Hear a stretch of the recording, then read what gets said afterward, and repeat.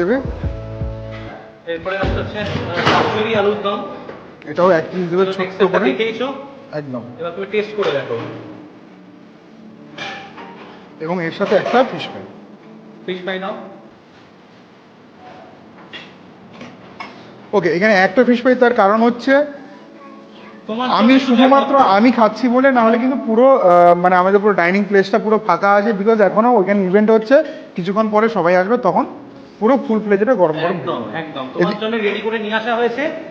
আর তুমি দেখো এখানে খেয়ে দেখো কেমন হয়েছে। গরম সেটা আমি একদম দেখছি, হয়েছে। কিন্তু আমাকে একটা কথা বলো, পার হেড খরচ কি করছে? দেখো এখানে যেটা শুধু ক্যাটারিং এরটা বলো। হ্যাঁ, ক্যাটারিং এরটাই তোমাকে বলছি। এখানে যেহেতু একদম লোক সংখ্যাটা খুবই কম, এখানে 110 জন 20 জনের মতো কাজ হচ্ছে।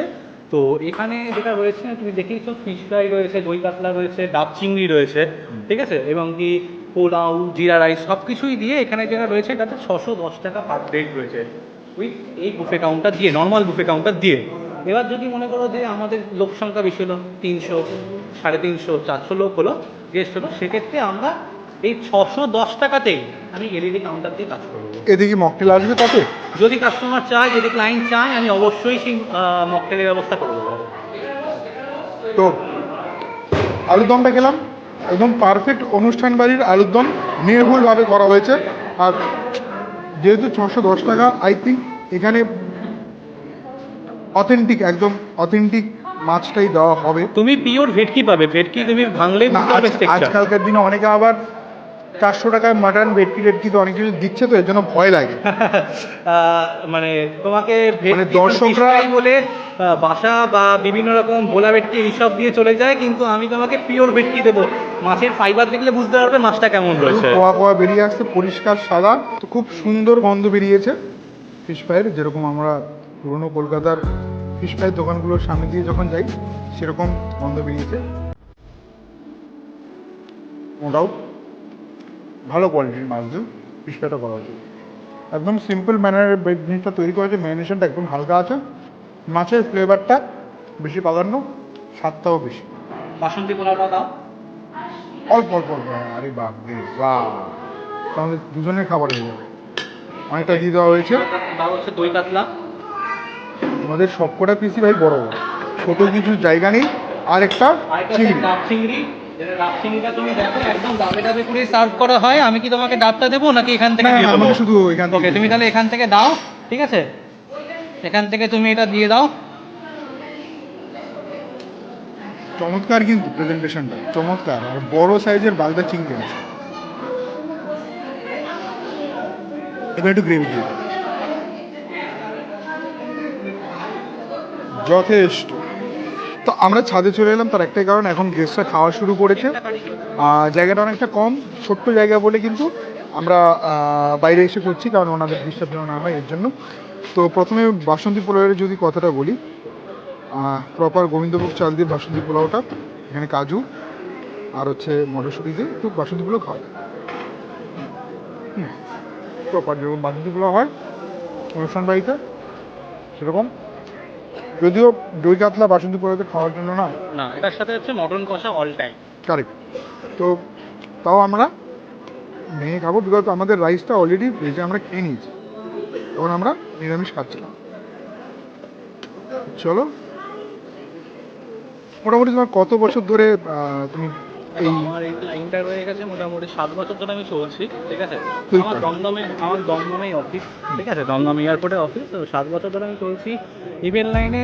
7 বছর হয়ে গেছে, ক্যাটারিং আরও অনেক আগে থেকে চলে, ঠিক আছে। কারণ আমাদের এটা বলতে গেলে পৈতৃক ব্যবসা, ঠিক আছে। তো পৈতৃক বলতে ব্যবসা, চাচ্ছিলাম। তো এটা চলছে। তো এখন এই জেনারেশনে আমি টানছি, আমি দেখছি পুরোপুরি। তো এর আগে আমাদের কাকাবাবু start কাকা করেছে। একদম এইভাবেই চলে এসছে, ঠিক আছে। খুব তো সেই চমৎকার। কোয়ালিটিটা মেনটেন করে এসছি এখনো। এটা আমি বলতে চাইলাম, খুব চমৎকার ফ্রেশ মাছ, একটা ছাড়া দুটো মানুষ এমনিই খাবো, এত সুন্দর মাছ। আপনার মাছটা আমরা স্বাভাবিক বাড়িতেই খাই, অনুষ্ঠান বাড়িতে আমরা খাই না, তো অ্যাভয়েড করি। বাট এইটা যে সুন্দরভাবে বানানো হয়েছে, যা সুস্বাদু হয়েছে, অবশ্যই একটা ছাড়া দুটো এমনি খাবো। ও বারবার বলছিল দাদা খাবার ভালো, এই টেস্টি তো, সুস্বাদু তো। এবং সুস্বাদুর থেকেও বেশি ইম্পর্টেন্ট খাবারটা ভালো হওয়া। তো সেই জিনিসটা আমি প্রত্যেকটা খাবার ভালো পাচ্ছি। সো এবার ডাব চিংড়িটা খাওয়া যাবে, চিংড়ির গ্রেভি দিয়ে চিংড়িটা কেমন সেদ্ধ হয়েছে সেটাও তুমি বলবে, কারণ চিংড়ির কোয়ালিটিটাও তুমি বলবে।